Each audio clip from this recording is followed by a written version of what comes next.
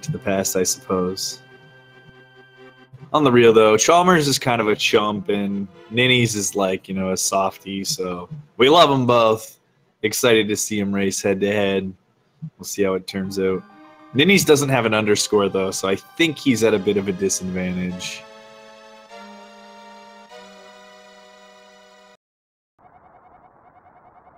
I was trying to think of like a creative word pun for that, but nothing about upper hand or underhanded. I couldn't come up with it. It's all good. All right, it looks like we're going to get started here. Our runners are in Link's house, talking to the uncle, catching some Z's, and then not so much anymore. Oh, look at that beautiful sync before you even get out of Link's house. Restreamer, you are on point today. Good work. Strong work. Yeah, no joke. Perfectly aligned too, and that's something. Early in the game, we usually leave the house right around 27 seconds. It's pretty specific because there's not a lot we can do to really save time here in the early game. There's some button mashing. We'll do some small movement optimization like pumping, which will save us maybe 5 to 10 seconds over the course of the run. But when you don't have boots, you gotta do what you can.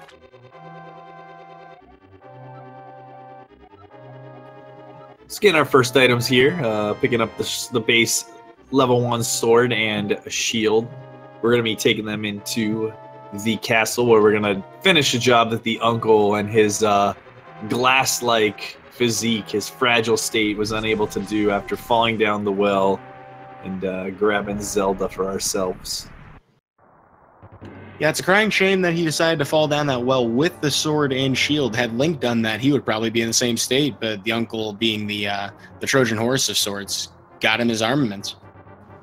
Yeah, no, I don't know what it is about Link. Whenever he falls down holes, like, he either just lands on his feet on the floor below or he just warps back to the beginning of the room. And obviously the uncle just never picked up on those strategies, so I don't know what it is, but unable to take care of business himself, I guess. It's got to be those Triforce of Courage supplements.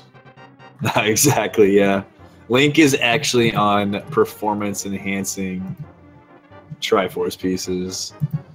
Well, that's why we say he's pumping all the time, right? Oh, of course, yeah, absolutely.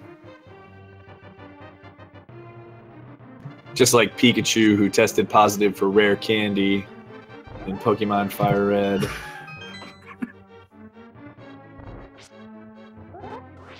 Touche.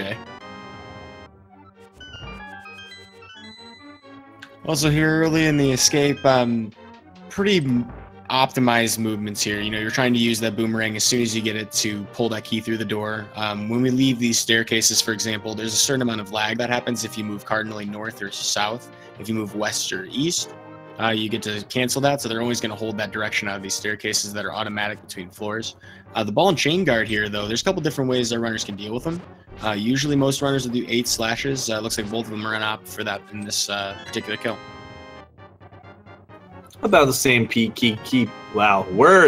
pickup for both of our runners here. Ninnyz with like a 2.58, 2.59, and Chalmers with a 3 flat. So about a second and a half apart here in the early goings. Yeah, if everything turns out well for our runners, they should be leaving the Sanctuary with Zelda in tow in under 6 minutes total.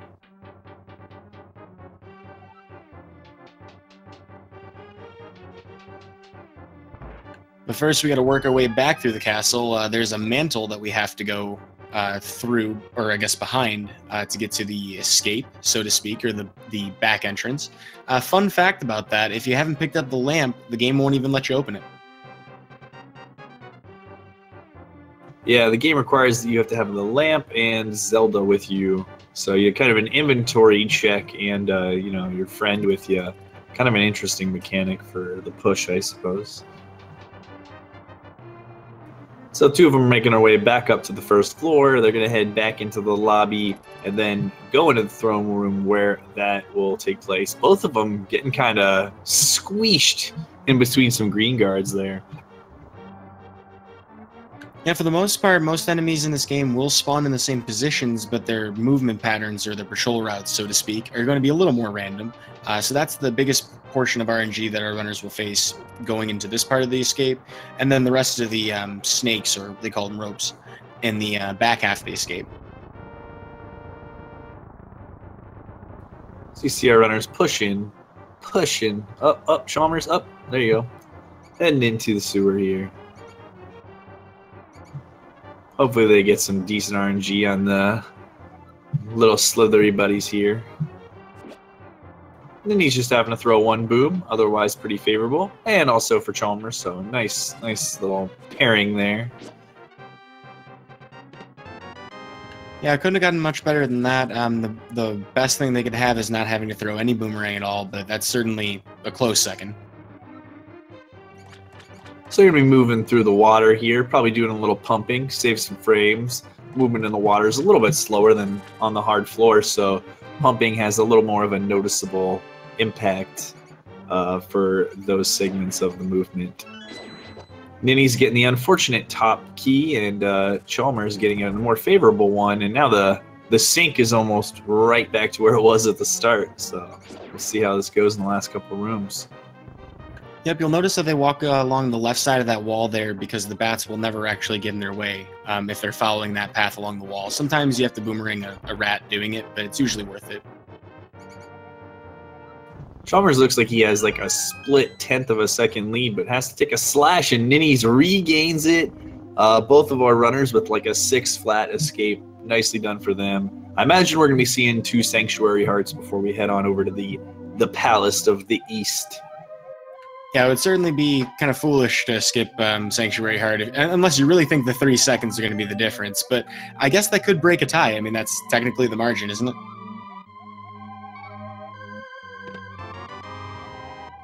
Nevertheless, yeah, nobody wants to waste the time with the death, though. Yeah, we were talking to Chalmers before the race, and several of us were predicting where he was going to die, and almost everyone guessed Moth. So I'm kind of excited for the Skullwood split for Chalmers to see how it goes, because apparently no one had any faith at all. That's horrible. Well, it wasn't really a prediction of how far he would get. It's just a prediction of where his death is going to be, is kind of how the question was phrased. So it's not an if, I guess it's it a kind win. of set up. Yeah, it was kind of set up that manner. We have a little more RNG to work with here. These Octoroks sometimes get in their way, sometimes do damage. SNES Chalmers is going to have a little bit less health to work with. I think about half a heart. Not a big deal, though, fortunately. Even being down half a hearts is fine heading into the big key skip. Shouldn't make much of a difference. Takes another little kiss there, so probably going to be picking up one of the hearts under the pots inside Eastern. But not it's like a negligible loss of time, so not a big deal. Both of them, you'll notice they walk underneath of that second Armo statue there in order to keep the blue guard at bay before he spawns, and allows them to be able to kind of just sneak by him without having to throw a boomerang. Save a couple frames there. Yeah, all those staircases are probably the most productive part of the game where that whole pumping thing comes into play. With the stairs, you can do it really well. Save like 3 to 5 seconds depending on how well you do it compared to how well you do it. The nice thing about stairs, you can pump both directions on them, which is kind of, it allows you to kind of see a noticeable movement difference in pace. So we have some really nice synced up pots room. Pretty sweet looking. Yeah, and before you could even see it, it was gone. Also, we do have an opportunity for a divergence between these two runners. They may or may not choose to pick up arrows here from this pot that you see on Chalmers' screen. These are kind of like a safety pickup. You would have to otherwise rely on an enemy to drop them, probably one of the Igors. You have to kill several of them on the way back. And picking up those 5 arrows there will add to the 10 you'll get on the way to the bow, giving you enough ammunition to get all the way to Armos and kill it.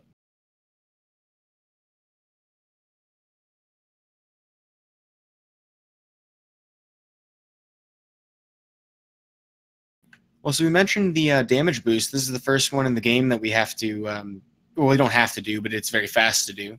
We're going to bump into a Popo on this screen to give ourselves invincibility frames. Allows us to pick up a pot from underneath the anti-fairies, and if we stand on the switch when those expire, it triggers the switch and we can get the big key with losing just a heart and a half and saving ourselves from having to kill everything in the room. Chalmers just throwing his boomerang the wrong direction there. I don't know if he just wanted to test the Y button or if he wanted the blue rupee, but then after missed throwing just decided he wasn't going to go for it again. really not the end of the world. He could certainly still get a red drop in one of the next few rooms with Popos, so we'll see how it goes. I saw some of his drops already. I saw the green and then that blue, so the red rupee should be coming up here. Meanwhile, it looks like Ninny's stream's a little paused, so we'll see if we can get that fixed for you guys as soon as possible. It's also interesting to see that Chalmers picked up extra arrows in the room before these Igors. He has a pretty high count right now. 24 is pretty solid. Yeah, it's certainly nice to have as many as you can leaving here. Obviously, you want to have as close to 30 as you can heading into the Landmo fight, and certainly having as many as you can to Dark World for the Palace of Darkness. Yeah, they fall a bit by the wayside after that, until pretty much Ganon's Tower. We're not, well, actually Vitreous, but beyond that, there's not a whole lot of cases where we're really going to need them outside of those specific dungeons. So arrow counts, kind of come and go. Yeah, and it's fortunate for him that he picked them up because he did shoot an extra arrow on the first round of 5 arrows and accidentally shot a 6th, eliminating his opportunity for the quick kill, and actually had to spend an extra 3 arrows on top of 2 that he damaged that last Armos that actually equated to no damage. So fortunately for him, he had those extras in his pocket. Now he's going to make his way over to Sahasrah's hut, going to be picking up the boots. Chalmers typically does the tree rupees, but we have seen some runners in the tournament choose to get the Saha rupees and not have to deal with the pressure of nailing it in the race. Ninnyz dashes straight on out, so he's going to be doing the tree roots. And I imagine Chalmers will be doing the same. Yep. Seems kind of interesting to me that a cowboy named Sahasrah would give you cowboy boots, and they don't seem to have spurs. Yeah, I guess they just didn't order the right ones, maybe. Maybe that's why he's giving them away for free.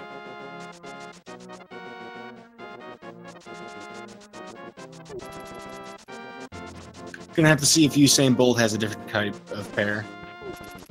Yeah, he's got the track spikes, obviously. But now that we've done everything in Eastern, it's time for us to go to the desert, but we need to become literate first. So there's an important book, Book Medora, that we're going to find in the library. We got to go bonk it off the wall, because that's the standard way of, categorizing your books and reorganizing them, right? Yeah, of course. Anytime I want to get a game off of my my video game shelf, I just run into the wall and just smash the cartridge off the shelf and then pop it onto the SNES, and I'm ready to go. Pretty standard stuff. Yeah, no point standing on your tiptoes. And speaking of, that link is very short, so that's his one way of getting things off of high ledges. We'll see him do that a couple times in this race.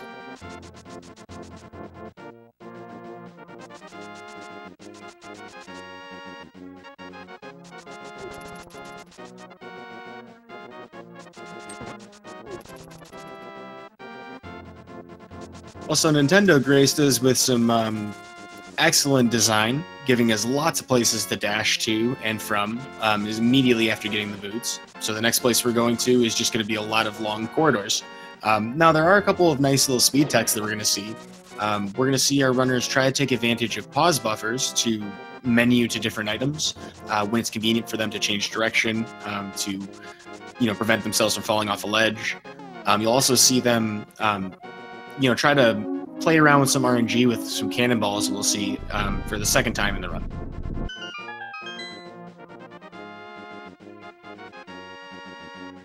Chalmers with a little bit of lead on Ninnyz here. Their timers are a couple seconds off, so he's actually about 3 seconds further ahead than what's showing on the screen. But for the most part, still pretty much screen for free at this point. Yeah, a lot of runs will be like this in a tournament setting up until Lammolis. Lammolis is a place where there's usually a lot of diversions with runners, even those who are really good at the game. It's one of the most RNG fights of the game, and a lot of people point to it as their least favorite boss fight. Between that or Moldorm, do you have a preference, Mutski? I actually prefer Lammolis a lot. I've practiced the fight quite a bit.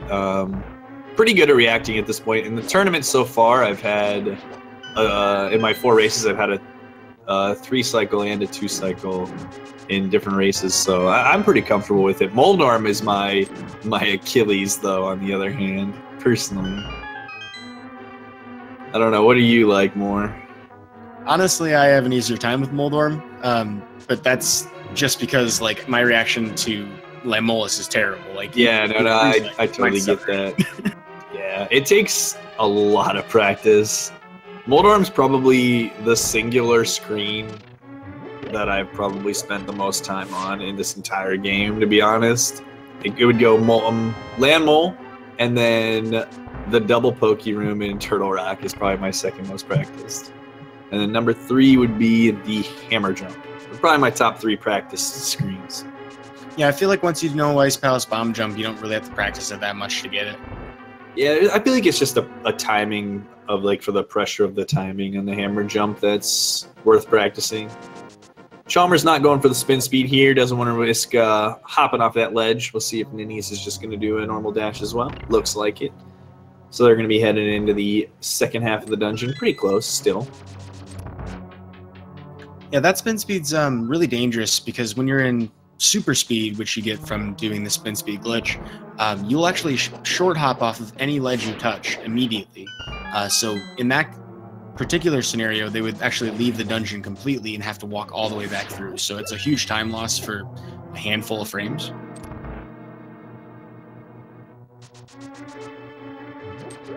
Both of our runners have 3 hearts. Ooh, but then Ninnyz takes a laser to the face. Gonna have to be a little bit careful heading into Lammo that he doesn't take any worm bodies, because they do a full heart of damage. Oh, he's actually gonna pick up a couple here. That's a pretty smart move for him. Yeah, certainly not a large time investment to grab them. Not at all. They're on the bottom where you're typically dashing by anyway. Oh, Chalmers executing fairly well, but getting really unfortunate hop directions on his first cycle.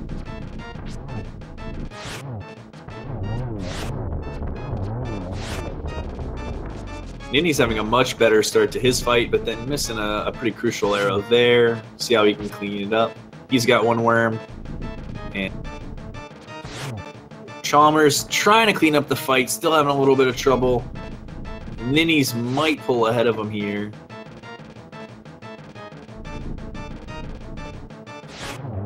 Yep, looks like Ninnyz is going to have a slight edge heading into the next split.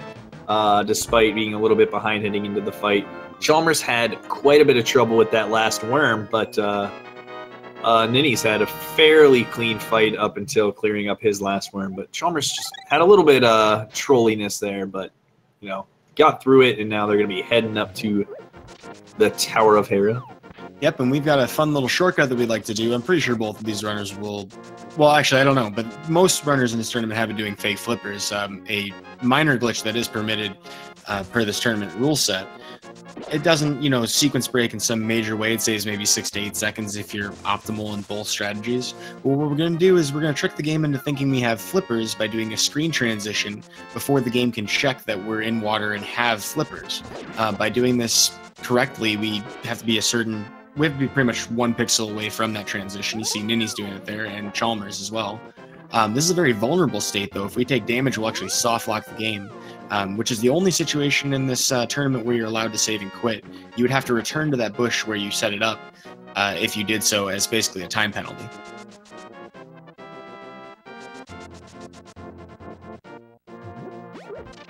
Both of our friends here getting a little pity rupee from the rock crab there, as they're going to pick up Old Man Greenham from the cave.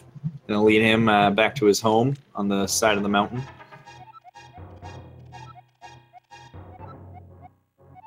Yeah, he certainly doesn't walk fast. You can't actually dash while you have this particular follower with you. Other followers, you could drop them, you know, by the side, or others will dash with you. The old man, just very slow. The dashing with the old man's actually kind of goofy looking, because it makes the sound and you can see the dust getting kicked up, but you just move very sluggishly looking at the standard walking pace. I kind of like to imagine that he's just like shuffling his feet really fast.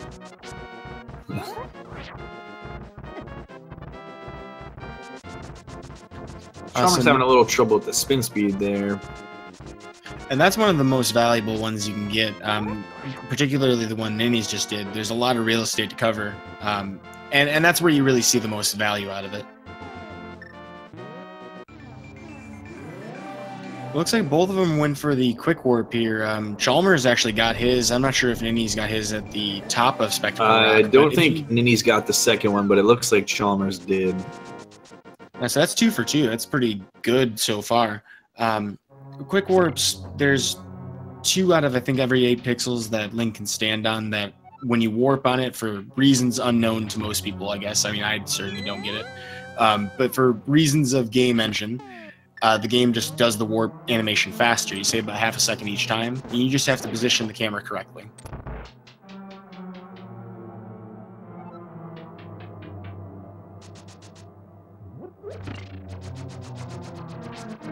You know, Mutsky, it's beginning to look a lot like Boom Dash on any screen. He has the mirror equipped, so I really hope that we don't see him press the Y button during this screen unless we see a menu first. And that could work out disastrously. I don't know if the mirror dash is going to get him into the next room. So I mean, it'll get him into a different room. Yeah, it will get him into a different room. That is, that's absolutely correct. So I guess there is that. Yeah, it looks like he's just going to be dashing on through. I think he was just trying to troll me with that lineup. Yeah, maybe. It looked like he likes it because he doesn't have to like move much for any of the poke dashes he does there. That makes a lot of sense. Chalmers used a couple extra lamps, taking a page out of the Metatron book for how to light those torches. Just kind of, put some flames on the ground, no big deal. Burn down the Terra.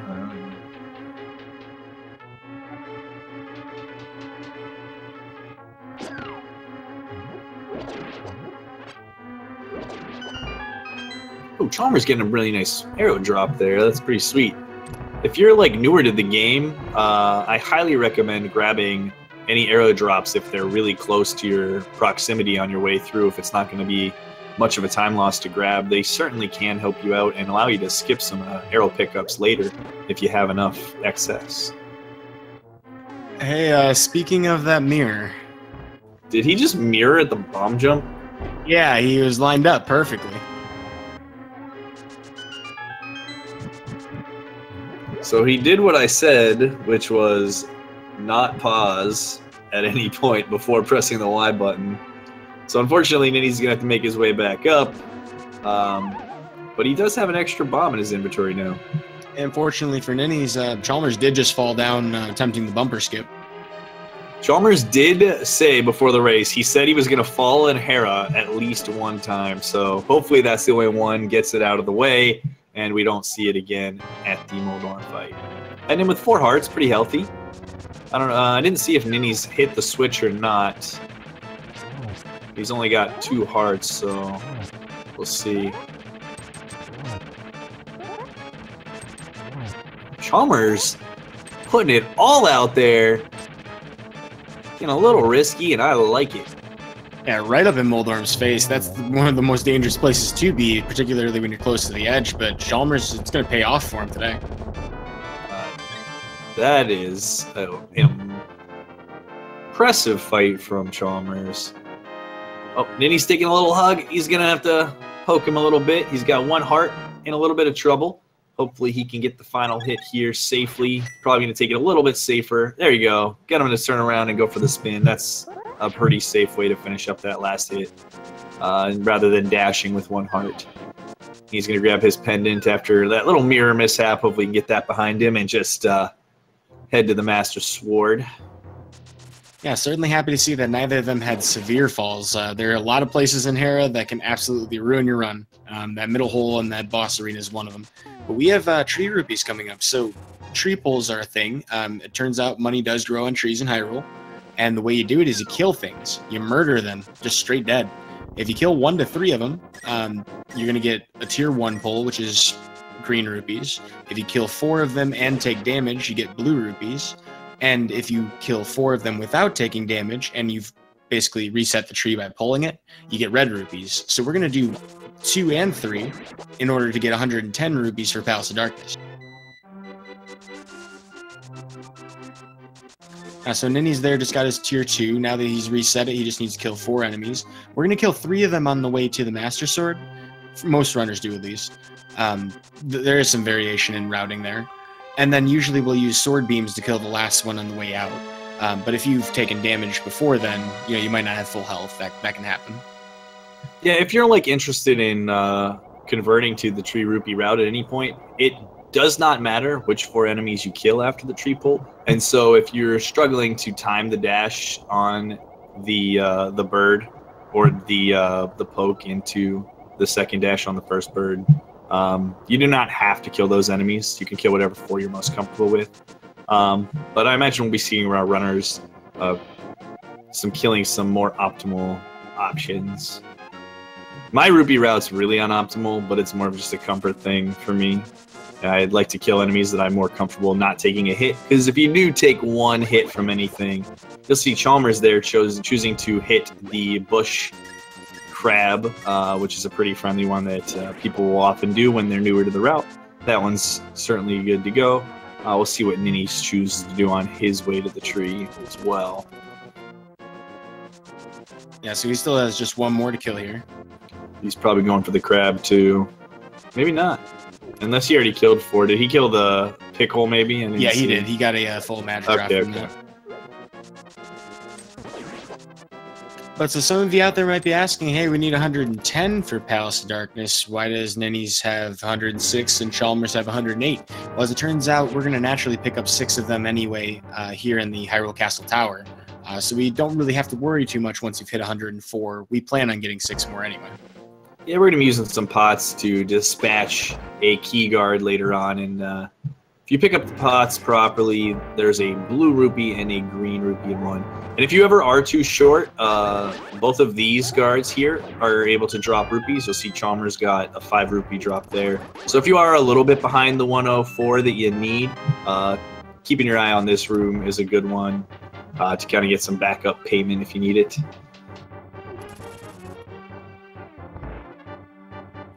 But Aghanim's Tower, or Hyrule Castle Tower, this is kind of like a mini gauntlet, sort of similar to Ganon's Tower, just the light world version. Not nearly as intimidating, but certainly annoying. So we're going to have a sequence of kill rooms, a couple of puzzle rooms, a lot of them in the dark. You'll also notice a couple of different enemies, like these blue guards that both of our runners just passed, different from the regular ones. That's actually relevant to us later on in the run. We don't want to slash to kill them or use a bow and arrow or anything like that. If we dash through them, we won't increment that prize pack. So we can actually preserve a fairy drop for about 45 minutes from now in Turtle Rock if everything pans out right and we get a good coin flip luck.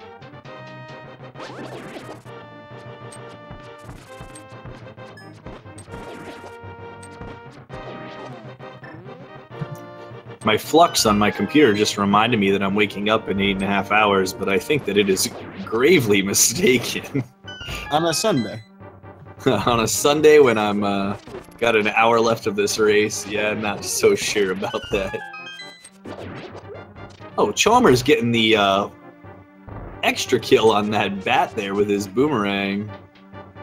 He's like the honey badger in that room. Nothing gets out alive. Nice thing you might have seen on Ninny's screen just there was that we actually used the boomerang to alert those guards in order to get them closer to you, to do a spin slash and get more hits on them. We'll see sometimes we're kind of avoiding alerting guards in general, but in other situations it makes sense if you have to kill them all to kind of get them to come to you at the right time.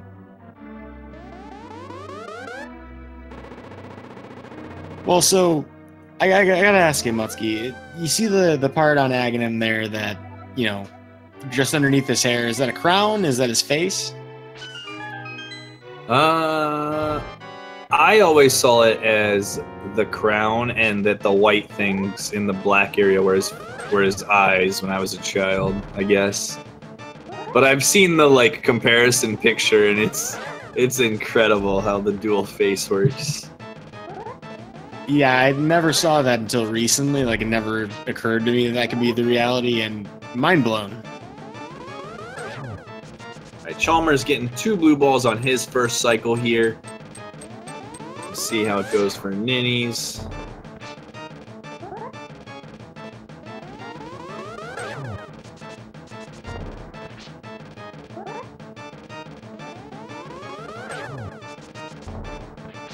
Well, it looks like 2 and 2 so far. Yep, 2 and 2.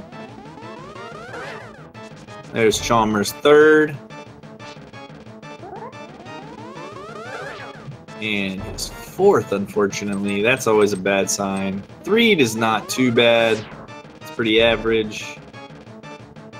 And then anything beyond that, of course, you start looking at extra lightning attack cycles, and that's even more wasted time.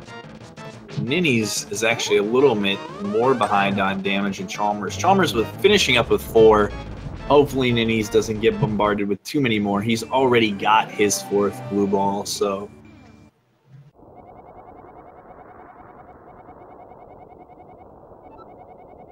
So I believe he needs 1 more regular attack. Yep, that would be it right there. So 4 for both of our runners. So no difference there except for whatever the negligible difference between Aghanim's movement and placement were. But other than that, as far as the balls are concerned, RNG is identical. And that's always nice to see for a tournament setting. One thing that, some folks out there might be like, hey, this isn't exactly the same. How do you compare each other? Well, when you get the same blue balls, I mean, it's kind of nice when it works out that way. Yeah, and a head-to-head elimination match, you definitely hate to see one person get like 0 and the other person get like 7. It's kind of deflating for the runner that gets bombarded by the blue balls. So 4 and 4 both ways, that is something I think everyone can live with. Certainly better than 15, Scrivo. Yep, Scrivo got the ever elusive 15 balls before. It's like a 1 in 32,000 chance, isn't it? I have no idea what it is, but I know it's 15 coin ridiculous. Well, so we've been collecting rupees for a little while now. I guess it's time to turn them in, yeah? Yep, we're going to go back to being broke college kids here in like 2 seconds. After Link left his uncle was like, oh yeah, by the way, I gambled away all of the money that I set aside for you, so you're on your own. Link's only $100. About to go poof. Yeah, it costs money to have doors open for you here, and it's a tough Hyrule, but here in the Palace of Darkness, we're going to do some even more tough things. We got a really interesting bomb jump coming ahead, don't we? Yeah, it's really cool tech. Like Ninny's Kiki Dash there, pretty sweet. Now he's going to head in, get his small key, while Chalmers is going to head into the lobby here. Jump off this ledge. Oh, he's getting that 1.0 damage. Yeah, as soon as I saw him, Sean cast that ledge a little bit. I had a feeling he was going to get hit on just the timing that it took. One of my favorite quirks about the 1.0 version, if you're falling into a pit, you are still vulnerable to damage, and this even includes floor masters who can pick you up and return you to the dungeon entrance. So you always got to be careful. That's your favorite quirk? Oh, absolutely. I call it getting 1.0. No. Yeah, both our owners did it, dude. That is the one thing that I'm like, oh no. Oh, it's amazing. I love it. It just goes to show that A Link to the Past is a perfect game, and nobody should ever criticize it ever.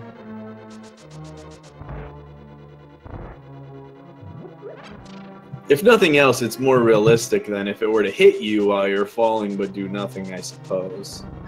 Honestly, my favorite iteration of it, though, is the laser bridge, because, like, the laser goes in a straight line and then just curves 90 degrees downwards and snipes you off the ledge. All right, Chalmers going to be setting up for his hammer yump here. Getting rid of that Helmasaur. Yeah, so we enter this bridge with the mirror equipped, and we already have to change to the bomb just to do this jump. So we get a free menu buffer there, and we already want to switch back to the mirror for afterwards. We'll throw a bomb across the ledge, and if we get ourselves on the right pixels, just like Chalmers did, perfect bomb jump. A couple of extra pause buffers that I know he wished he could have had back on that first bomb placement. He wasn't getting the movement he wanted.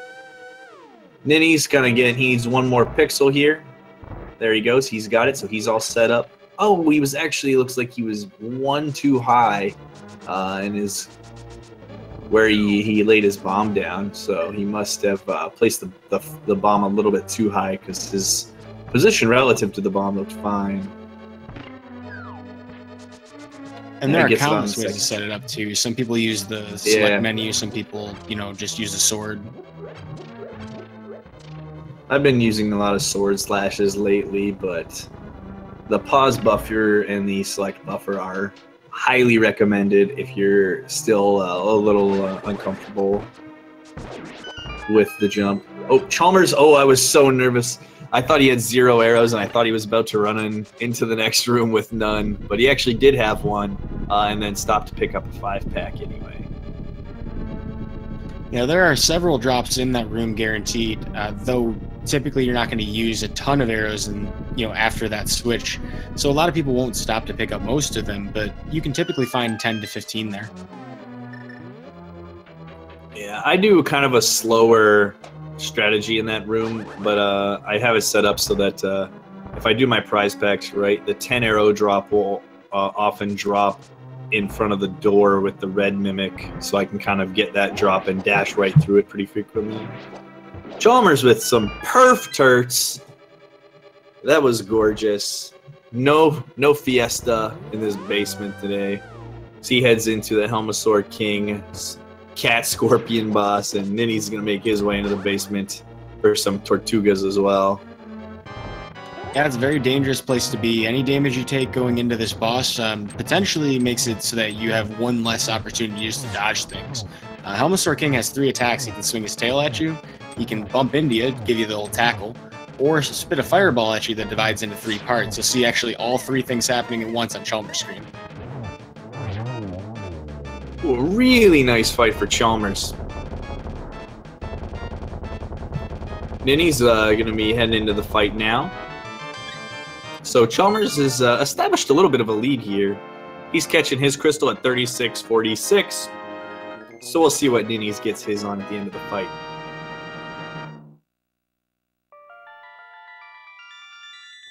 Getting those fireballs early in the fight is really bad because it delays you from destroying the mask, which allows you to do true damage to the boss itself.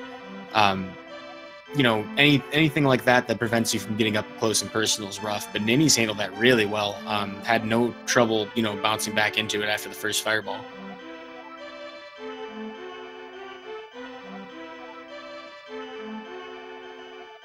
So by the looks of it, about 48 to 50 second difference total. Yeah, he had a 46 catch, and Ninnyz had like a 20-something catch. So still a pretty narrow gap for the 2 runners heading into Thieves Town. Hopefully no one loses any lotteries today. Chalmers, making me a little nervous on that first one there. Dashes right under that ropa. He can be relentless and deal 2 hearts of damage.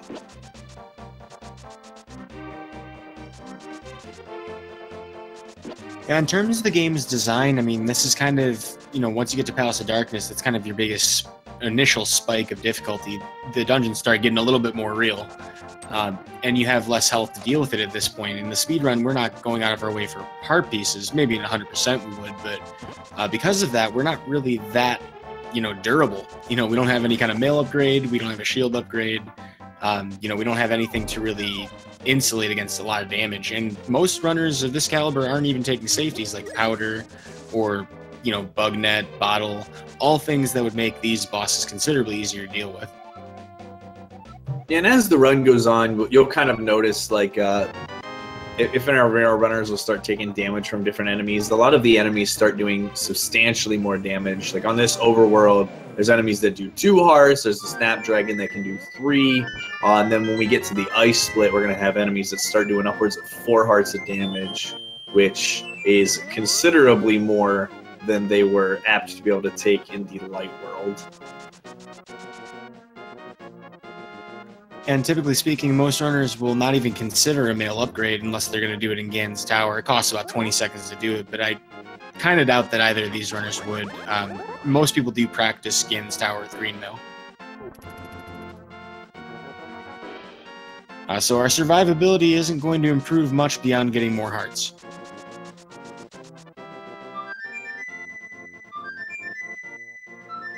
Speaking of survivability, one thing to notice with Chalmers is that he's activating the flute from the left side of the statue. He's going to do this to kind of put him in a good position to line up a spin speed on the staircase north of the bottle vendor, going to north of Kakariko and back into the portal.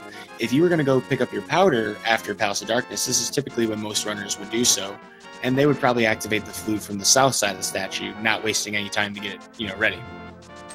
He was a little bit late on his dash there on the Apple Bapple screen with that big tree in the way, so he had to do an extra dash to get on out, but he adjusted really, really nicely. It is possible to do that screen going through the left and dashing up through the final blue guard, but he had to adjust and kind of go to the right of the tree, but no big deal. See how Ninnyz handles it. The Thieves Town overworld is one of the more difficult overworlds. There's like a lot going on. It's pretty lengthy. The other overworld that is pretty long is the one to Ice Palace where you have to visit Zora's domain. Ninnyz went for the optimal dashing there on the screen. You saw he got a little poke, unfortunately, but just a half a heart. Yeah, and if he was really hurting for health, he could have, bonked the tree back there for the apples, as you mentioned, the apple-to-apple screen. I like that. Well, Thieves Town, this is another really fast dungeon, and the next one after that's even quicker, and so on and so forth till we get the swamp. But so all we're doing here is we're gonna do a big old loop to pick up that big key you see on Chalmers' screen. We're gonna take that to the back. We're gonna find a maiden and find out the maiden ain't what she seems to be.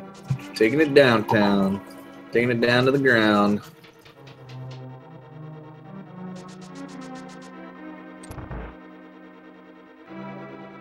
Thieves Town's kind of like a daunting dungeon whenever you're newer to the run, in my opinion. Some pretty difficult screens for newer players in the dungeon. The crickets can do a ton of damage if you take some hits from them. There's quite a bit that's kind of difficult, actually, now I think about it.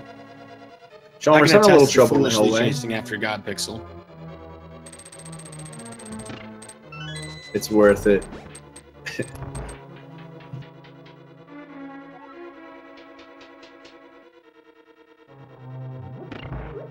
When we say God Pixel, we're referring to the hellway that you're going to see Ninnyz walk through here. Yeah, the pixel that Ninnyz is about to get. You have faith. So much faith. I mean, that looks good.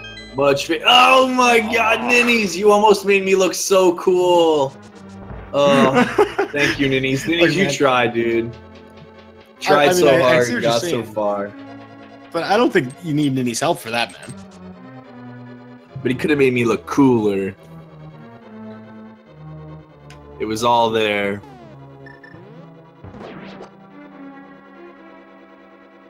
But yeah, so I mean, even when you get that lineup perfect, it doesn't matter if the enemy RNG says no, and that's what happened to Ninnyz there. It was perfect lineup, great dash. Just got his efforts were dash. Let's see what Chalmers chooses to do in the prison.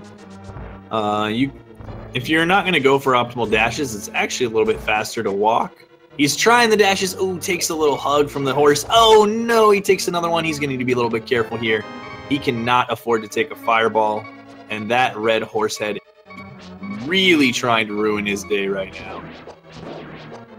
All right, he's got 3 hearts now, so he can take a hit from something, but he is going to need to be careful. Oh, he might pick up that extra heart before the blind fight. We'll see. Yeah, it's always hard to say whether or not someone's going to, because, I mean, blind is supposed to be pretty much a straightforward, I would even say scripted fight, where if you do it the same way every time, nothing's really going to change. You're always going to dodge everything. That being said, you make the smallest mistake, you take a hug, you'll take 2 hearts of damage, you hit a fireball, that's 1. There's only so much you can do with 3 hearts.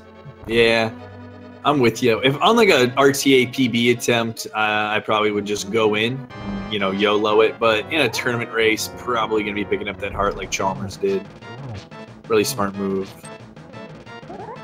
And perfectly reasonable chance he won't need it, but, you know, better safe than sorry when it comes to the time loss. Yeah, you have to walk by it, so it's not super out of the way. And as we anticipated, Chalmers with a textbook blind fight anyway. So he's going to be saving, you know, 1 heart refill on the sword up animation. So at least there's that. There actually are a few points in the game where that becomes relevant. You can actually boomerang like a small little magic pot in Eastern Palace when one of them drops. Like that's just a little tiny frame saver, but yeah, stuff like that's usually not too relevant for us here. In this particular scenario, it's just the safety. Ninnyz got a little off script on that final phase, but no big deal. He actually cleaned it up really nicely. Didn't even get back to the other far wall, so not much time lost there at all. Also, it's always nice to see both runners get through blind. While it's not necessarily always the most difficult fight, it is one of the most difficult refights if you do die for the first time. Because blind doesn't start in that free middle of the room position that you did the first time. You have to basically fight the first phase instead of skipping it like you would normally with the original setup. On our way to upgrade our sword, though, Chalmers and Ninnyz are going to pick up 300 rupees from the bombable hut here. These aren't the only rupees they're going to grab next, though. We'll also have 300 on the way to Skull Woods in the C-shaped house. Fun fact, actually, if you never picked up the boomerang, that 300 in C-shaped house will be replaced by the magic boomerang.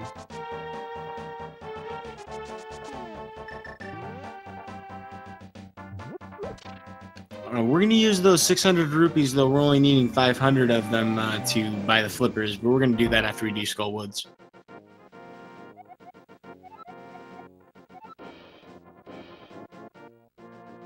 So here's what I'm wondering. How does a frog hold a smithing hammer? That's a strong question, to which I do not have a reasonable response. And these dwarves, the hammer is almost bigger than them. But even more important than the sword we're about to get is the most dangerous tech that exists in A Link to the Past. So we'll see what happens. I might actually have to step away from the computer for a bit if both of these runners get the fence dash. I'm not going to be able to compose myself, so... May need to send the children out of the room. You know, this is top secret stuff. Be careful if you're wearing headphones. Oh, we got one. I can't even just... I don't even know. There are no words, Chalmers. No words! Make me so proud, Chalmers. Oh my god, Chalmers. Beautiful. I can't even do it! I can't! I'm out! I can't even handle this. Two fence dashes, ladies and gentlemen. We all thought the day would never come. We were constantly chiding people for their lack of fence dashing. And here we have 2 fence dashes. I hope they tie. That's all I can say. Neither of these runners deserves to lose this race. Neither of them. That is the most beautiful thing I've seen in the last 7 minutes of my life. So that was incredible. You think the Olympic Committee would award 2 gold medals for fencing? They should, if it was between Chalmers and Ninnyz. Because I would award them that. Then even got the friendly fairy on top of it all. Beautiful.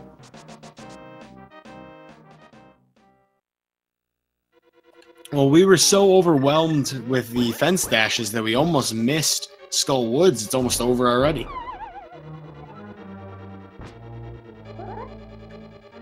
This is a pretty fast place to be, but it looks like Chalmers trying to get the fire rod, having a little difficulty with his bomb jump, having placed the bomb a little too far away the first couple times. I think he just wanted to check out the bottom of that pit, and then after the first time, wasn't completely positive that there wasn't something underneath there, and just jumped in again. Ninnyz, on the other hand, not fooled by the ruse. Bomb jumps over it, takes the hit on the way out, and has his fire rod with only 2 hearts down. Chalmers going to need to be a little bit careful. Everyone that is friends with Chalmers that was talking with me that all claimed that we thought he was going to die to Mothula now feel terrible as he heads into the last segment of the dungeon here. Secretly, he's been practicing this like every single hour of the day since that was talked about, and he's just like, nah, I got you. 4 hearts, I got this. And he's gonna crush it. He's gonna absolutely clutch it. This is the kind of commentator's curse I want to have. We didn't mean it, Chalmers. We didn't mean it.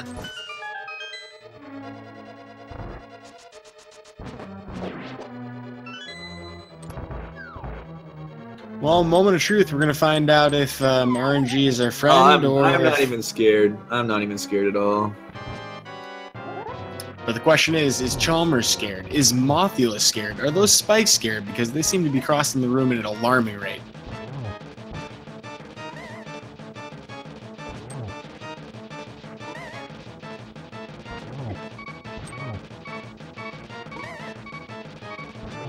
Chalmers and Ninnyz both cleaning Mothula up at just about the same time. Ninnyz taking a slight edge there due to some bad info that we got with Mothula hanging out on the top there.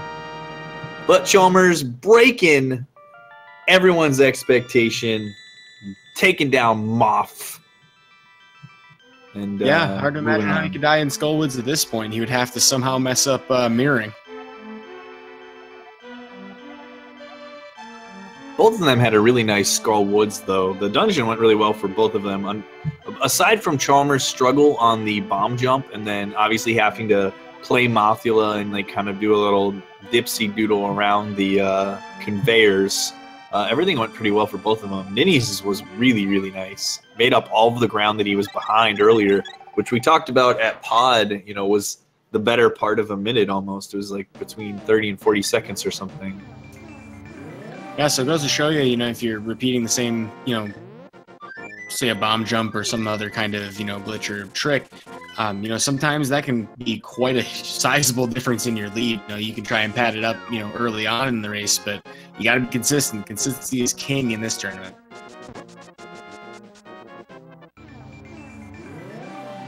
They even cancel their dashes together. This is insanity.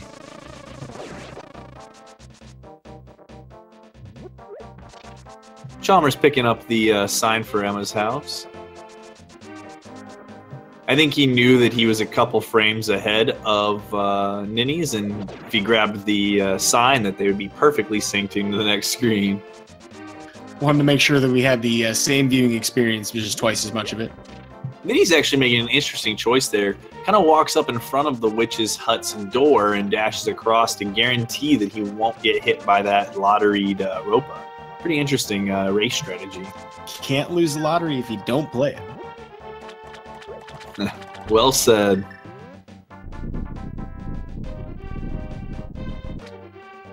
Both of them hanging 10, trying to catch a wave from the Quake monster. They're only going to catch, well, a squiggly line, not quite a wave. But that'll be good enough for a quick warp and a trip to the other fish monster. It took me entirely too long to understand the catch a wave joke.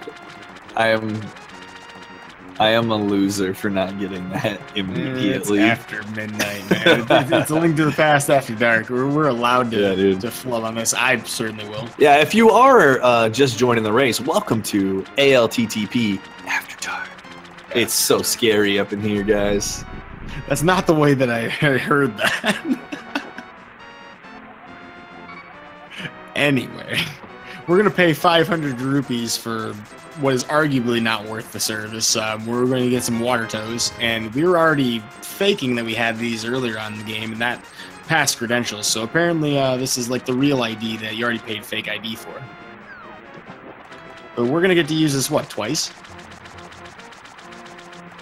Yeah, technically twice, yes.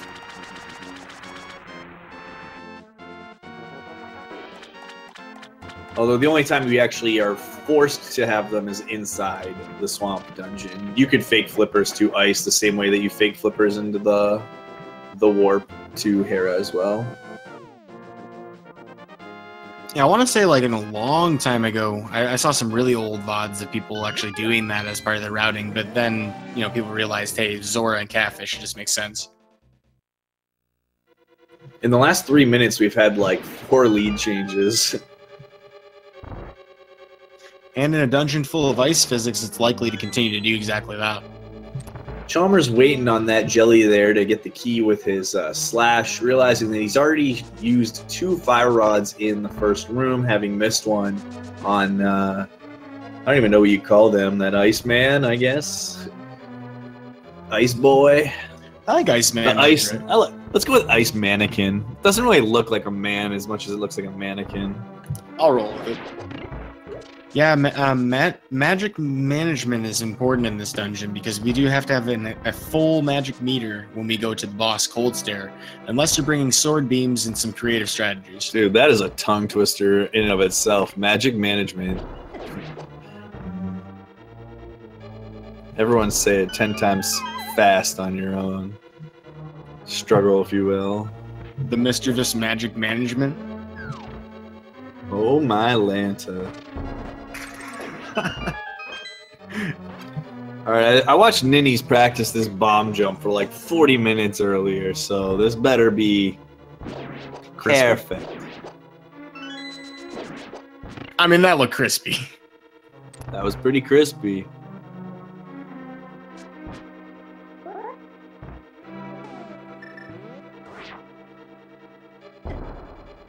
Nice follow-up there with Chalmers as well.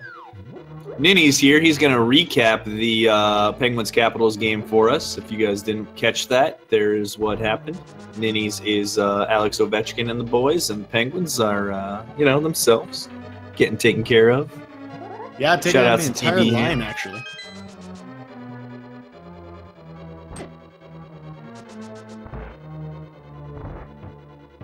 Chalmers following up with the Braden Holtby strats there, too.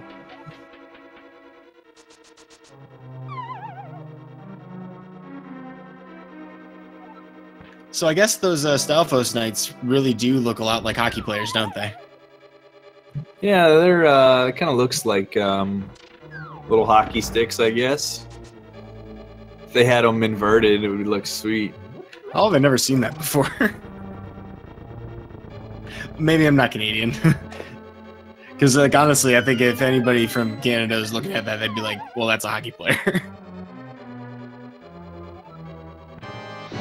The most hockey player looking person in the world is, oh no, Ninnyz. Ouch. Takes a kiss from Cold Stare as Chalmers has a perfect fight there for the strats he uses. Ninnyz is going to be bouncing on out and is going to have to adjust his route. Looks like he's just going to ditch entirely and head straight to Swamp. Yeah, so we see a lot of runners do this when they're in this position. You have to have magic just to enter Ice Palace because you got to kill. Oh, they're called Freezors. That's what they're called. Oh, you mean the Ice Mannequin? Yeah, the Ice Mannequins. You have to kill the Ice Mannequin with a Fire Rod or Bombos. We don't have Bombos because that takes forever to get. And we still don't have magic in the first place. So one way that you can get magic, rather than going to buy a potion and have a bottle, that's a waste of time. We would much rather just get the refill from killing a boss, so Swamp Palace isn't that hard. We're going to go do that instead. So Ninnyz is going to have to come back to ice after. This is going to put quite a gap between the runners, but you know we've seen plenty of things happen in this tournament so far that Chalmers can't really rest very easily yet. He's going to have to continue playing as well as he has to this point. So we'll see what happens. See how Ninnyz reacts and is able to kind of, you know, recoup from that death and go on from there. Yeah, some bosses are more punishing than others. Some are just punishing for the amount of time it takes to get back to them. Others for reasons like Cold Stare, where it's literally you have to have the magic. Like there's no way to do the boss without it. And you really aren't going to rely on getting a full magic refill. Like, I mean, you're likely to get one from the Pen Gators inside the dungeon, but you got to get to there first. And there's no fast way to farm that magic. You can get some of the pickles outside, but that doesn't always pan out very well. It's just a lot safer to go to Swamp. You have to do it anyway. And it was just kind of underscoring what I was saying earlier about how the ice split is where the damage of various enemies really gets amped up. because the game is expecting some tunic upgrades. And so the puffs do 4 hearts of damage if you take a bump from them.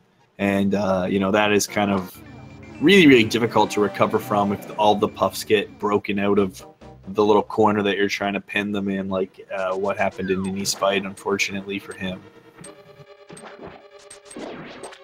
Chalmers dashing right into that spike. MC Han probably just unfollowed him on Twitch and Twitter. So he's going to have to deal with that later, I guess. Well, you know, Ninny is also relatively low health here in Swamp. The one thing that a lot of, you know, myself included, a lot of runners fall prey to in this dungeon is, while it's not all that challenging compared to, say, some of the tougher enemies in other dungeons, or even harder puzzles, I would say, or more difficult things to do, there are a lot of instances where you're going to take small amounts of damage in this dungeon. If you're not careful about your movement, there's tons of enemies littered everywhere. So you tend to chip away pretty quickly at your health, and it's not that hard to die in this dungeon. Argus, the eyeball captain, will see to it personally. In this dungeon, I always refer to this as the death by 1,000 paper cuts split. The enemy movement's very erratic. There's some patterns and some things you can start to recognize very frequently, but there is a lot of randomness in the way that a lot of the enemies and Argus also move at. And you kind of see Ninny's already down to 2.5 hearts because, you know, he took the death, so he wasn't at full leaving ice. His total heart count is 1 less than Chalmers, and he's gonna have to be pretty careful managing his health from here on out, that he doesn't take too many more little paper cut style hits causing another death. He really can't afford that at this point in the race. Now, there were potentially, I think it's either 2 or 3 hearts available to him in one of the rooms that he dropped down from, but oftentimes you end up taking more damage than you save, you take more health damage than you heal by going after him, just because of the RNG of the room. So Ninny's either 1, chose not to for safety, or 2, maybe just didn't even realize because he never goes for him. You will be able to get some hearts in the refill room that I'm almost positive he will grab at this point, along with some arrows and a bomb. But hopefully he can just get down there safely and then, you know, make it into the Argus fight.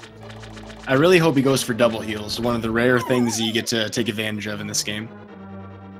Yeah, the double heal's kind of cool. Chalmers getting 1.0'd again, by the way. Wow, that's bad luck. So that was in Palace of Darkness and here? Yeah, so that's his 2nd time. Also dashing into another spike. Dash into the spike again. Chalmers, you can't dash to that spike, buddy. I'm going to be harassing him about that one later for sure.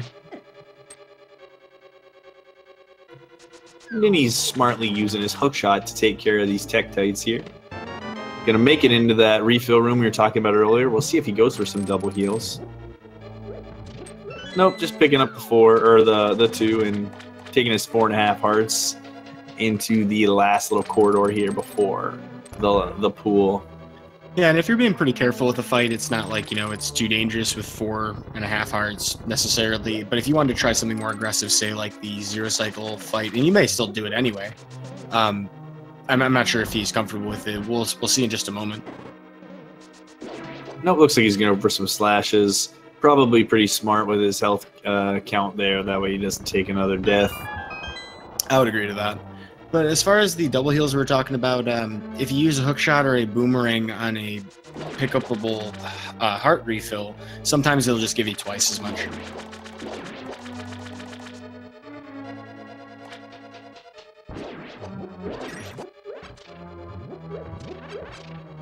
Chalmers also picking up some hearts there. He wants to just make sure that he doesn't concede any of the lead that he has going into Argus. Like we said, it's kind of a relatively safe fight, so he just wants to be pretty certain that he's going to be able to make it out in one piece. Ninny's enjoying what's going to be the longest dialogue cutscene in the entire game, so in the meantime, we can just enjoy Chalmers. Hopefully he can get a nice 1 cycle here. I always found it kind of funny that, you know, Zelda is not actually the most prolific you know, captive maiden in a crystal in this game, even though the game is named after her. She gets dialogue in outside of the crystal, though, so That's fair. That's fair. All over the place. But this would typically be where the game kind of tells you a little bit more about the Dark World, about what's going on with Hyrule and the Sacred Realm, so to speak. Typically speaking, this would be your second dungeon in the Dark World if you're kind of playing by what the game suggests as the dungeon order you see in the crystal numbers. However, there's no reason that we can't do Thieves' Town and, you know, Skullwoods first. Once we have access to the hammer from Palace of Darkness, the world's our oyster.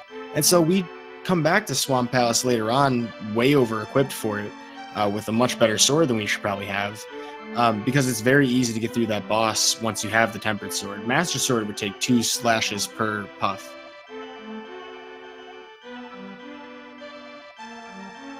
Well, it looks like Ninnyz is looking for his revenge on Cold Stare.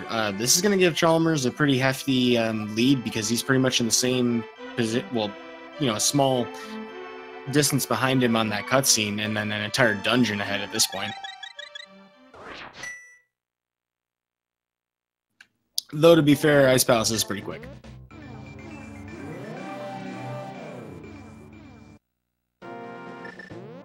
So I can't help but notice, it seems like Chalmers over there has a shopping cart out. It looks like he's going to run some errands.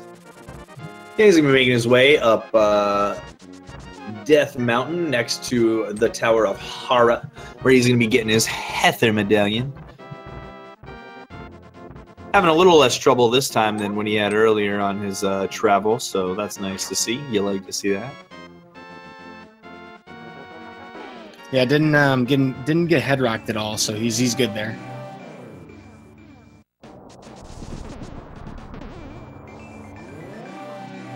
One for 2 in the quick warps this time.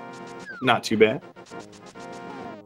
Interestingly enough, those quick warps do change when you flute up to the mountain instead of coming there from the cave with the old man. So you actually have to remember 2 different sets of them.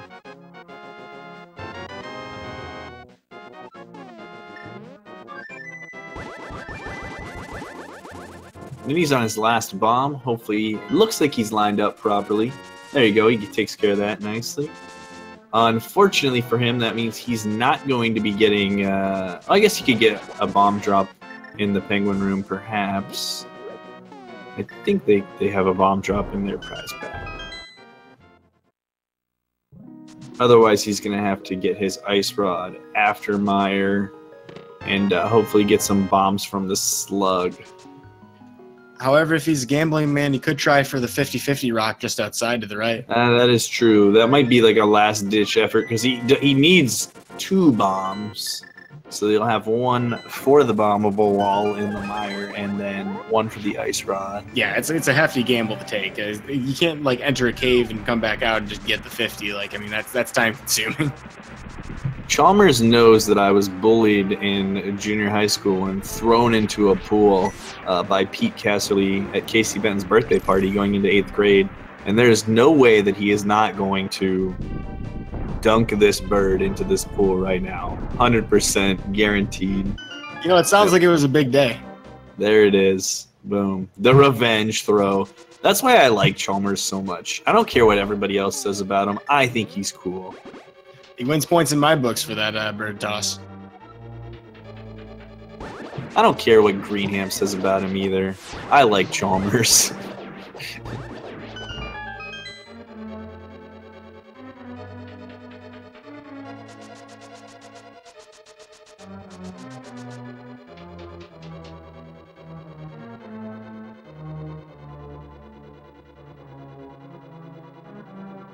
Ninny's taking care of Cold Stare there, by the way. Getting his Ice Palace Crystal. We'll see what he chooses to do as far as his routing goes now. He might choose to go for the 50-50 Bomb Rock. I guess we'll see if he just wants to go straight to the mire and kill the slugs or what he chooses to do. It would certainly be a safer choice to go to mire now. But, I mean, it would... If he gets the 50-50 bomb drop, then he technically saves time, right? It just depends. He needs 2 bombs, so he's probably going to be killing the slug anyway. And so if he kills the slug and gets a 4 bomb drop or an 8 bomb drop, that might actually end up being yielding, it might yield less time. It just kind of depends, I guess. Well, from what we can see here on his screen, Ninnyz is going to pick up the Ether Medallion right now, so I mean, it seems likely that he's heading to Mire first. A really unfortunate squirrel block there for Ninnyz also. Not having much luck at the moment. Taking a couple cabbages. Ooh.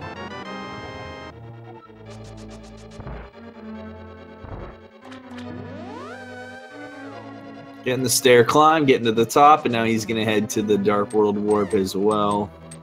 Yeah, it's much nicer to have the hook shot on your way back up the mountain. That stair climb, which you activate by doing a hook dash, which is an item dash by pressing dash and item at the same time, with your sword outstretched, will make you climb up the stairs at ridiculous speeds.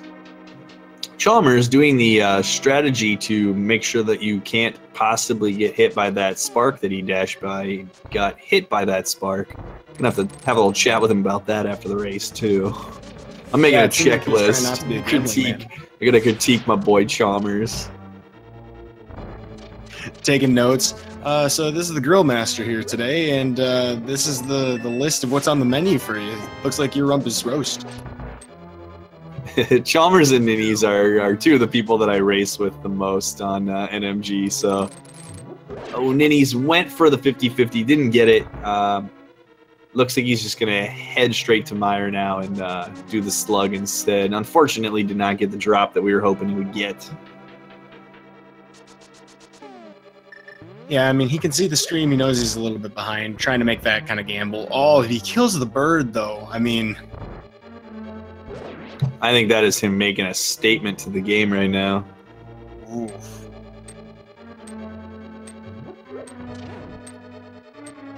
Well, he will open up Misery Mire in shame. Clearly going to walk in with his head held low. The name of the dungeon is suddenly befitting.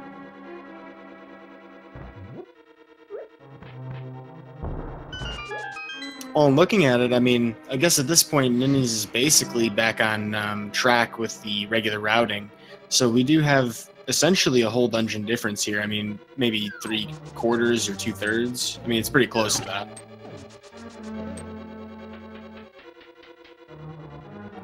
But we have the Vitreous fight coming up here.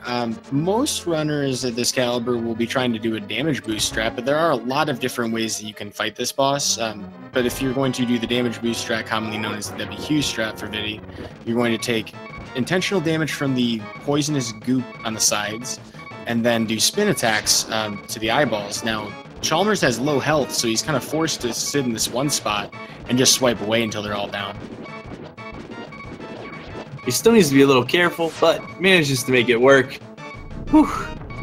Chalmers was not scared. I wasn't even scared either, so, you know, there's that. All right, here comes Ninnyz going to kill some Slugulas, hitting him with the beams, unfortunately. Gets 9 bomb drops, ooh, but does take a beam from that Wizrobe, unfortunately. Yeah, our runners haven't picked up those safeties. They don't have powder to fall back on here. You know, there's no potions. What they walk into this dungeon with and whatever damage they take is what they have to go bring with them into the boss fight.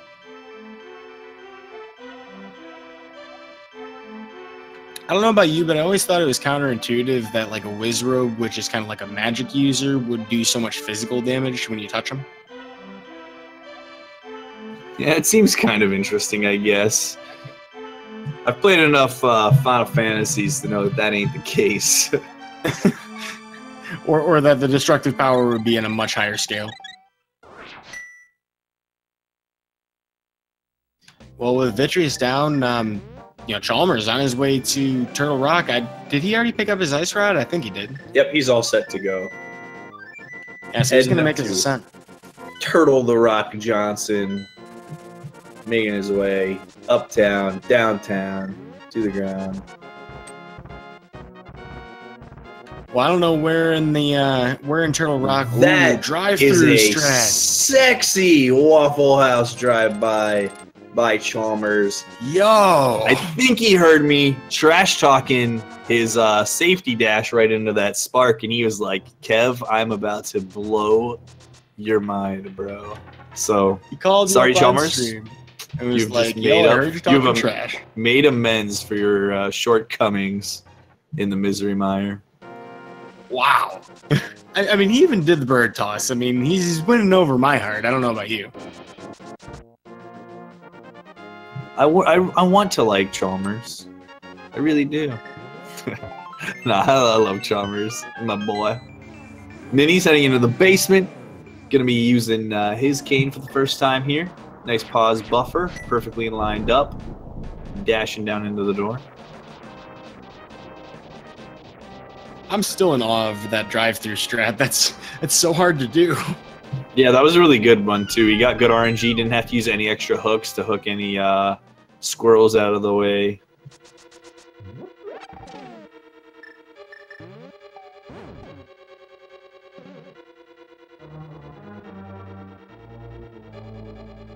Well, Turtle Rock, a big old cavernous volcano, and we don't see any of the lava yet, but this is a pretty straightforward dungeon. There's not a lot we can do to be very fast here besides, a couple of invincibility frame abuses. The roller rooms that we're about to, come across is one good example. Not a whole lot going on there, but we do have the Vitreous fight with Ninnyz in a moment. Kind of curious what he's looking for on the side there.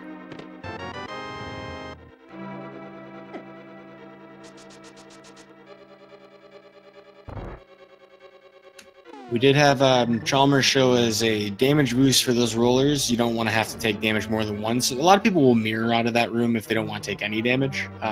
Both pretty close to the same amount of time. Not exact, but pretty similar. Ninnyz did a close call in that lightning wow. there. Oh my. Chalmers, meanwhile, gets his heart drop from that pokey, so he'll be still sitting on waiting for that fairy as well. The sad part about that is that's the first item in the prize pack. He didn't cycle all the way through it, did he? Nope, he did not get a single drop yet. Yeah, he's lost every coin. He did not get anything in Agus Tower. He got no drop from the Helmosaur on the bridge, and he hasn't killed anything else in that pack since, so... And since we're always, trying to delay that fairy until we need it the most, this obviously works in our favor here, but, in conventional logic, you'd be like, well, I just lost every coin flip. Like, that's actually kind of terrible, right? No, but I mean, we're happy to see it. Also gets no drops in this one, so chances are he'll get it in the double pokey room, so hopefully gets it on one that is favorable to his movement. Double pokey room is probably my favorite room in the game, too. Other than, like I mentioned, other than boss fights, it's the room that I've spent the most time practicing in the whole game. There's 16 RNGs you can get. A couple of them, although looking different from one another, you can actually do several of them with exactly the same strats as each other. And some of them, the quickest one can be as short as 4.5 seconds, and the longest one, even if done well, can take upwards. Chalmers got the best RNG, but had a little trouble to deal with it. But fortunately got the fairy drop there, as I mentioned. Got his hearts filled up. Man, this run's been a roller coaster. Yeah, I know. I actually, you know what? I forgot about the Waffle House already after watching that. The what? Yeah, exactly. What? The what? The what? The what? The what? Then he's making his way up now into Turtle Rock. Gets his spin speed. Ooh, he takes a hit from a little Michael there and a cabbage. And he is just getting bodied right now. Oh, man. The Waffle House at Ninnyz is open for business. All sorts of people are coming. Yeah, Takes shout out to 6 hearts of damage there, unfortunately. That was absolutely brutal. That was like watching hail come in and collapse the roof. Like it was just all over. Yeah, that was really unfortunate. And you just kind of saw them all slowly closing in on him. Chalmers nailing the laser skip there, no problems.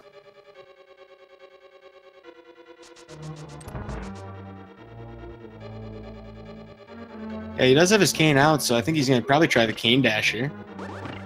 Oh, nope, he just sets, throws a pod instead.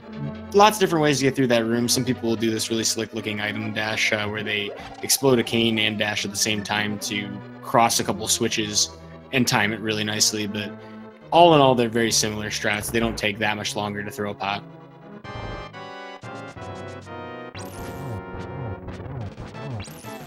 Seems like we're going to get backdoor strats for Chalmers here, trying to take care of these Trinex heads in just one cycle.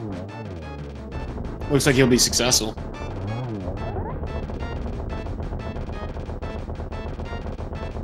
The timing window for that's actually pretty tight, so it's to get a one cycle on the first phase, you know, using just a tempered sword, for example, pretty impressive. Chalmers just had to follow up a little bit, almost got all of Trinex down before the center of the body became the only weak point. That was a very good fight.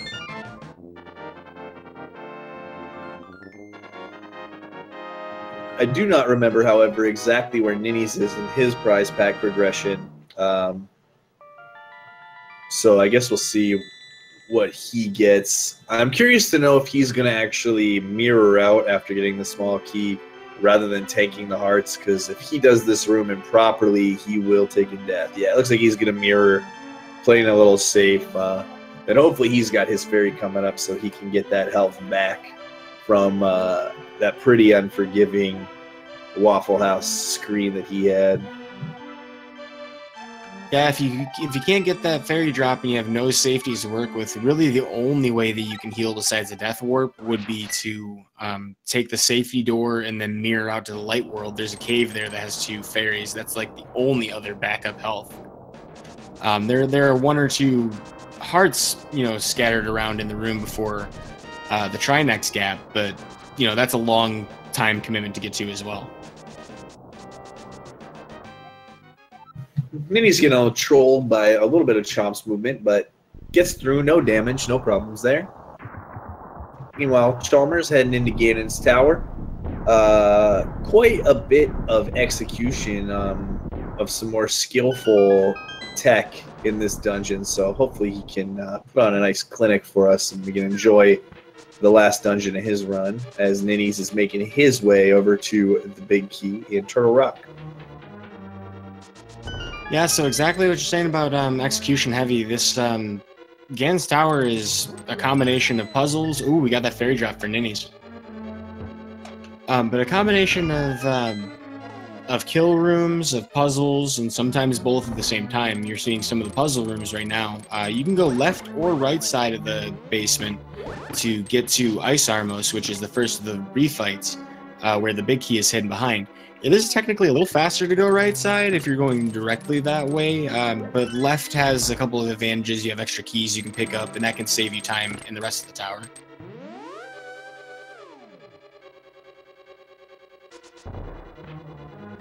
Ninnyz heading into the double pokey room. He gets a less favorable RNG, but looks like he's going to switch to the Fire Rod for that last hit. Takes care of business, and he's going to move on.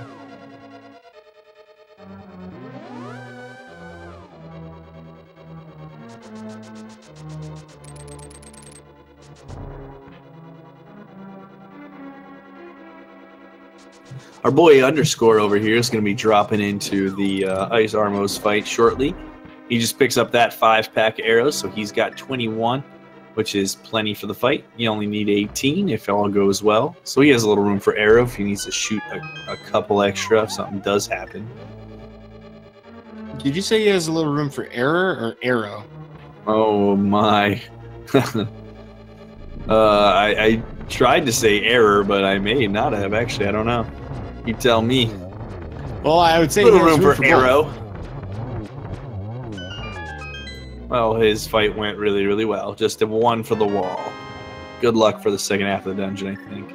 Yep, and we'll see 12 arrows these is times nice as well. Ninny's arrows count is actually a little bit low. He's sitting at 7. So he's going to have to pick up some extra whenever he gets into G Tower. Yeah, and not only do we need them for the Ice Armos, but we're going to have some mimics of the head that we absolutely cannot get past without arrows. So we need at least 8 in order to get through the 4 of them. Although most runners would probably want to have a few more than that just in case some weird thing happens. Chalmers actually skipped over a 10 drop, probably not too worried about having arrows after this part. Yeah, it's nice to have some in the gauntlet, especially for Gauntlet 1. If your RNGs cause a lot of the enemies, they can move up or down, and if they do move south on the screen, arrows are certainly the best way to take care of them. So hopefully he doesn't have too much trouble. He's got 4, which should be enough, and you do need more. The second room of the gauntlet has a 5-pack underneath of the bottom right skull that you can use to toss at one of the Stalfos anyway. Well, it looks like Ninnyz is finishing up the first phase of Trinex. Chalmers actually skipped the restock room going into the gauntlet. This is a kind of tactical decision you'll see runners make. He does have 8 hearts remaining, so that's pretty much all he's going to have until he goes all the way to Ganon. He's not going to be able to pick up too many heart, refills from this point forward. So the decision to not go after those safeties speaks to how confident he feels in his gauntlet. Ironically, he actually got exactly the RNG I mentioned in Gauntlet 1, where all 4 enemies moved south, so having those extra arrows was actually pretty nice for him. Had 1 left to shoot a Stalfos with in Gauntlet 2, and now he's got 0 left, but we'll need no more anyway. Ooh, a little short hop from that first Landmo, unfortunately. The rest of his fight went really nicely. Finishing up that one with an extra spin, no big deal. As Ninny just mashing through some text to get to G Tower. With these boss fights, they're very similar to your original ones. I mean, Armos, it's just Armos on ice. You don't have to pay for ringside tickets, so to speak, to see that show. But you still have to pump 18 arrows into it. Lammola, same story, same amount of damage. But one thing to note is that the RNG is just as random as it was originally. But now that you have the Fire Rod, it's much more trivial to deal with. So those short hops, where the flight path is very small, that's the only thing you can't control for. And so Chalmers did a really great job to adjust to that. A lot of these top tier runners will be able to do it in 2 cycles every time, most of the time 1 cycle, if they don't get weird short hops.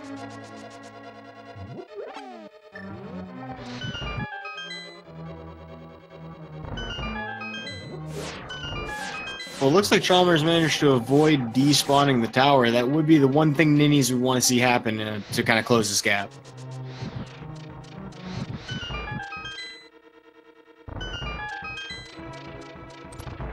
Chalmers already has 2 keys, so he doesn't need to pick up 1 from the mini Helmosaur. He's only going to use 1 more in the next room.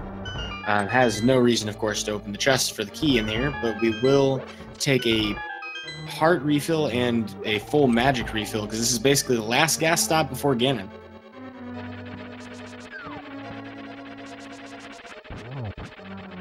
And our gas station attendant is a moldy worm. He's already dead. Yeah, really nice fight there for them, that refight for Chalmers.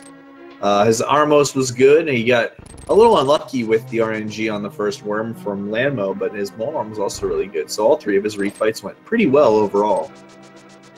We got Ninnyz going to be heading closer to his Ice Armos fight. He'll be there shortly, so hopefully he's able to deal with that. Like I said, he is going to need to get some extra arrows somewhere. He is 11 short, so maybe he'll pick up the chest of 10. Looks like he's going to do all 3 5s, or he's not going to pick up that. I don't know if he knows that there's arrows there or not, but he just walked by 5 arrows.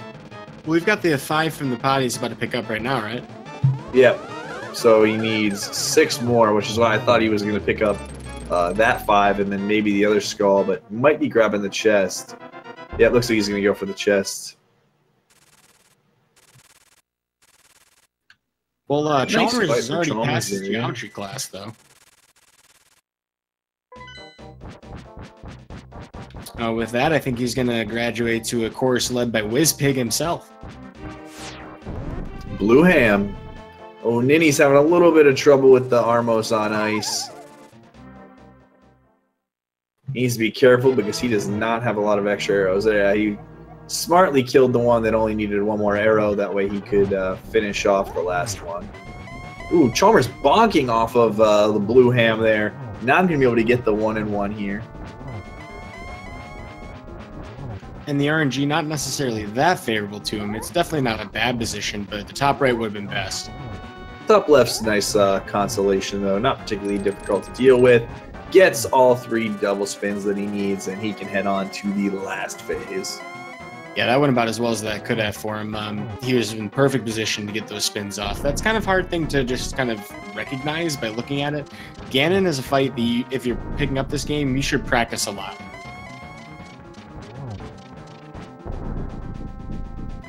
Yeah, I think a lot of people often get suckered into practicing like difficult tech, like the hammer jump and that sort of thing, really early on, which is great. But neglecting to practice Ganon is detrimental to like progressing through, getting better and having better times. Well, Chalmers' time is in a little bit of jeopardy here. He has 1 heart to work with.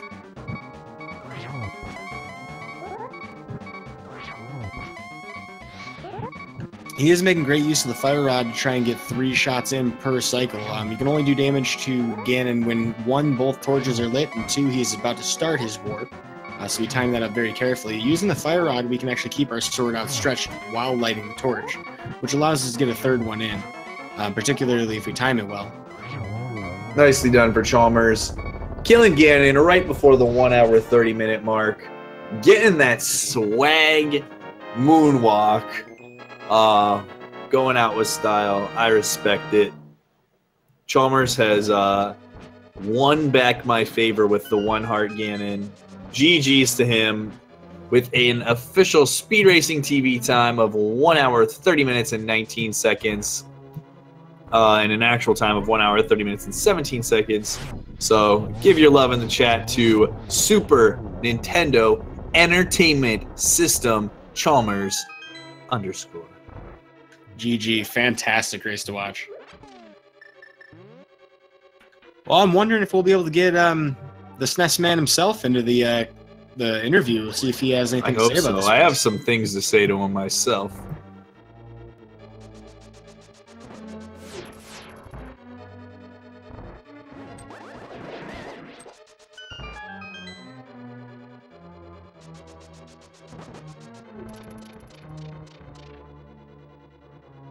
And he's making his way into the torch room here. Switch into the lamp. He's probably also going to be careful not to despawn. He's going to drop off so that he can just get that nice torch lit there. Pick up the magic. Oh, shot it a little bit too soon before he got the refill actually going into register. But no big deal. Yeah, it's good that we were avoiding that despawn glitch. If you go up those stairs when that door behind it closes, from the torches going out, every sprite in the upstairs, well, in the entire tower will actually despawn. You have to mirror out, and it's a complete waste of your time. So definitely something to watch out for.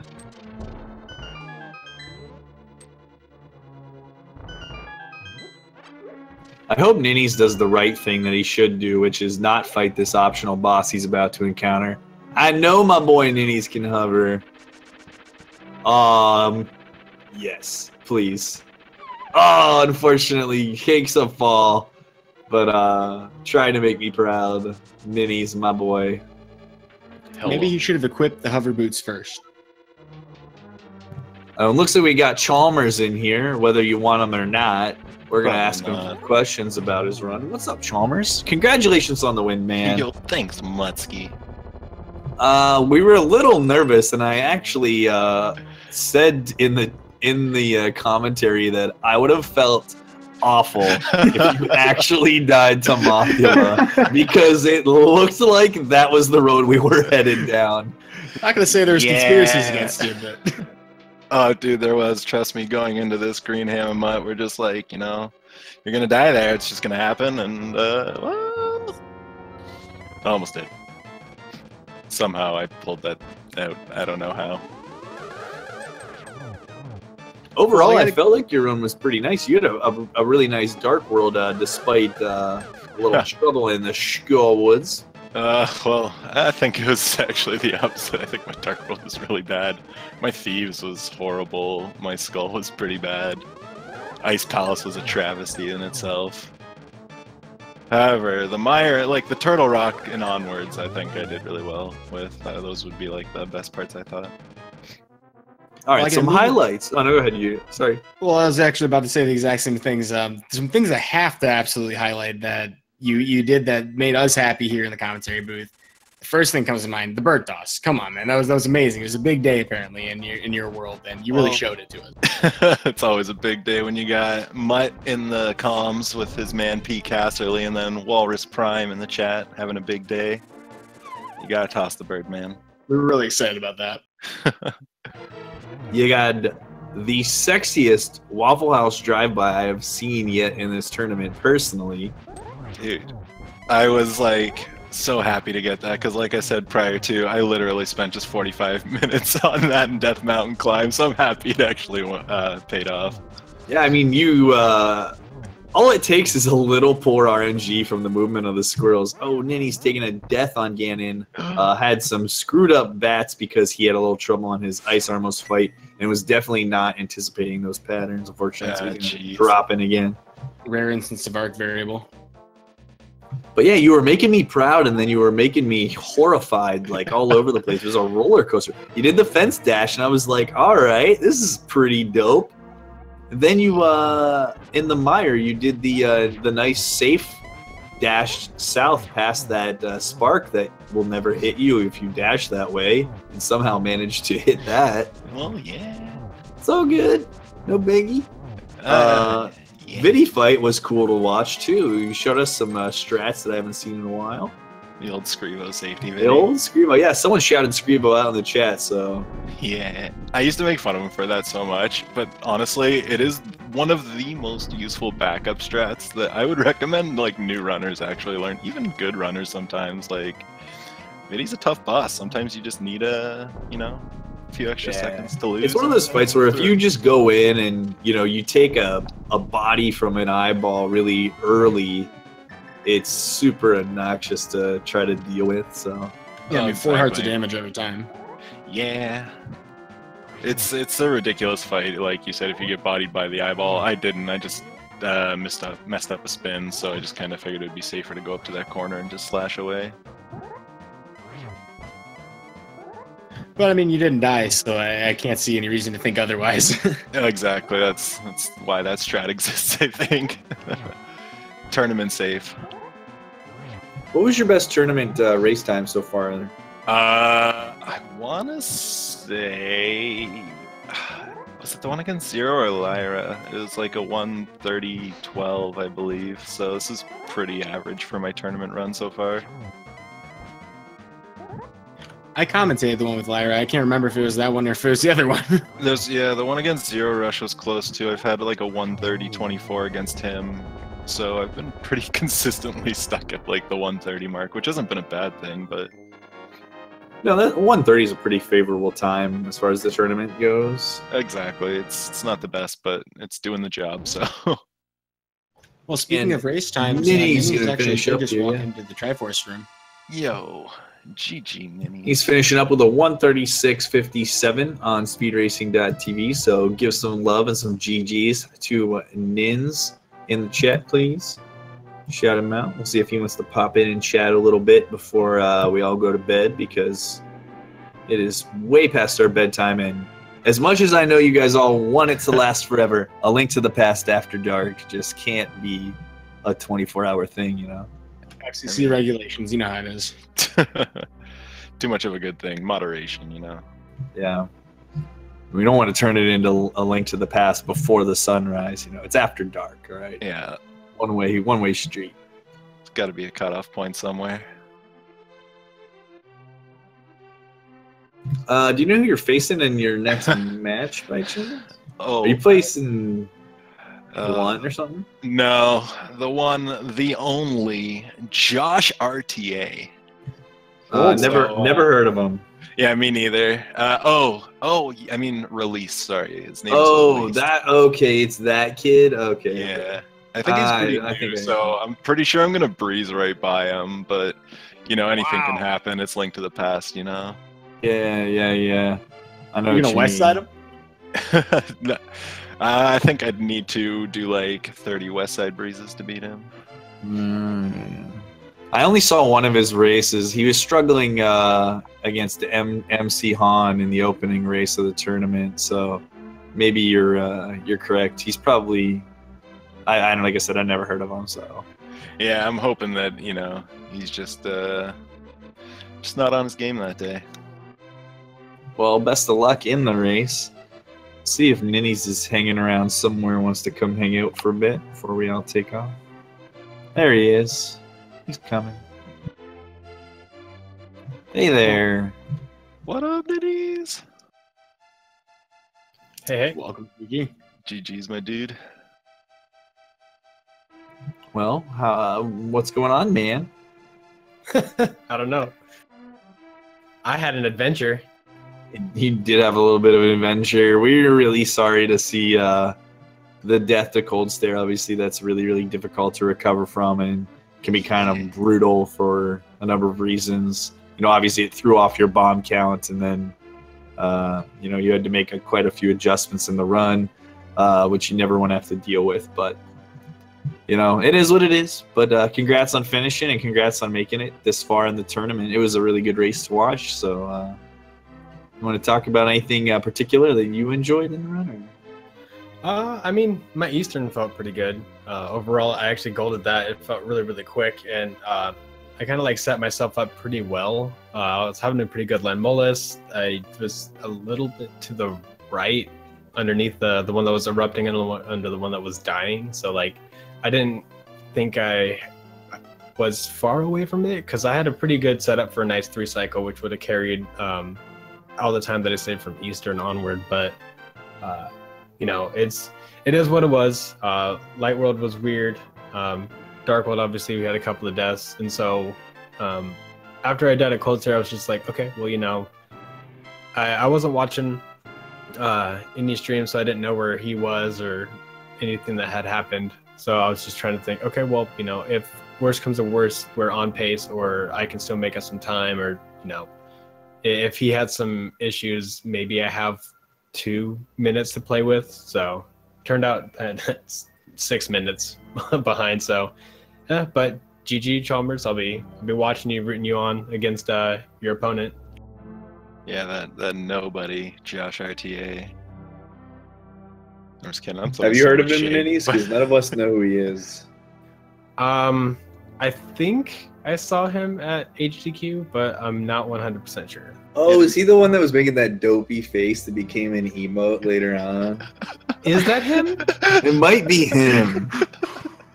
But I did get the fence dash just for you, and I was trying to do. You made me the hover on. I know. I made a comment. I was like, I wonder if he's gonna try to hover and make me a little proud, and so I was really, really appreciative of the commitment. So thank you for that. It was great to watch. I was having such a hard time with my hovers. I was practicing them a little bit before stream, and I couldn't get my rhythm down. But I was like, you know what? Maybe after I get warmed up and in the race and stuff like that, maybe it's just gonna happen. I'm just gonna pop it out and just get through it. Yeah, I saw you doing it in the practice before, which is why I was wondering if you were gonna give it a go. I saw you in your the beetle room, hovering over the gaps there. When you tried it on Moldorm 2, it almost looked like you were trying to get a running start on it. I was like, I created time hover boots, I mean, I heard those are a treasure in there somewhere. I don't know about all the other chests that are somewhere in Ganon's tower, but maybe the hover boots are in there. I think it was in the Sir Robert chest. Sir Robert chest. Shout outs to him, our boy Roberto Chest. Roberto Chest. All right, guys. Well, hey, thanks for a great race. It was a lot of fun. I think a lot of people are ready to head to bed. Amen. We've got a whole mess of races coming up tomorrow for you guys, though. So let's check out what we got on the dock here. Looks like we got a couple races tomorrow, 4 races, I think. Yeah, our first one's actually 5 races, but one of them has 2 races are doubled up. Yep. So tomorrow at 9 a.m., the Kraken 9, we're going to have that guy, Josh RTA, is actually doing commentary with the Metatron tomorrow for Scrivo versus Bamboo Shadow. So, make sure you're here for the race. Make sure you put your money on Bamboo Shadow. Then at 1 p.m. we got Andy versus Keikuman Shoyu, my boy, all the way from Hawaii. So that will be at 1 p.m. At the same time, they'll be doubled up. It'll be Gem versus Kolthor, the Barbarian. And then a couple hours after that, we've got a 4 p.m. race between Feral Pigman and Solidus. Solidus, I believe, actually has an identical PB to me, which makes him the best runner I can think of, besides Chalmers. Seems foolproof. Please. And then 6 p.m., we've got Pika Pals versus everyone's favorite bird tosser, the Prime Walrus. So make sure you're sticking around at 6 p.m. for that race. So really from 9 a.m. onward, we're going to have races basically all day. So get excited. From 1 p.m. on, it's going to be nonstop Link to the Past. So hopefully we can see you guys around there. Yeah, the tournament's just heating it up. It's going to keep getting crazier as we get closer and closer to those finals. Indeed. Going to be some good races. All right, well, on that, congrats again, Chalmers, on the win. Good luck to you in your next round against that kid. And have a good night, everyone. Thanks for watching.